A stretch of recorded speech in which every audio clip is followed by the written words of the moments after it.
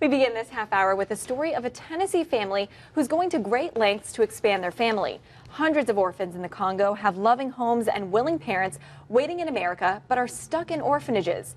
That's because the DRC's government suddenly put a freeze on adoptions last year. In August, the U.S. Senate passed a resolution allowing families whose adoptions had been approved to move forward. News Channel 9's Kelsey Bagwell introduces us to that family with local ties that's about to grow.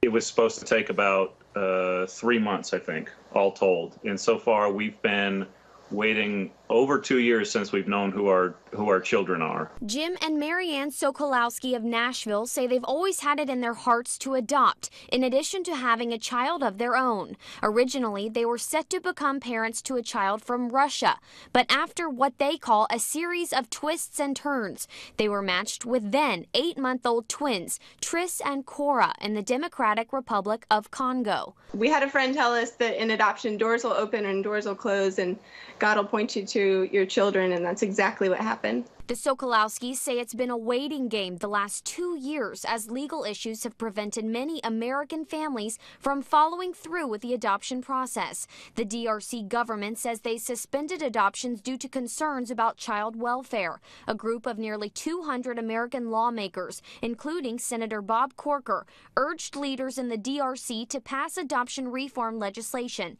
and resume regular adoptions. During that time, Senator Corker met with the Sokolowskis.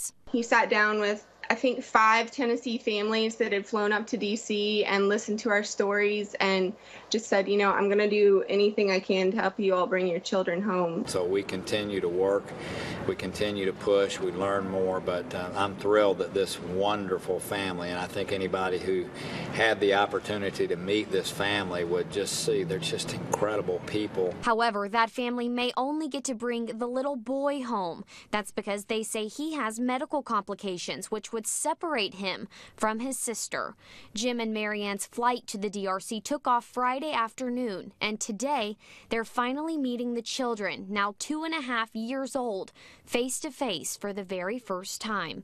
The couple says it's a moment they will remember forever. Our lawyers will bring the kids to our hotel and we'll get to meet them for the first time. First time. We contacted the DRC embassy in D.C. for more information regarding the stalled adoptions, but we haven't heard back yet from the ambassador.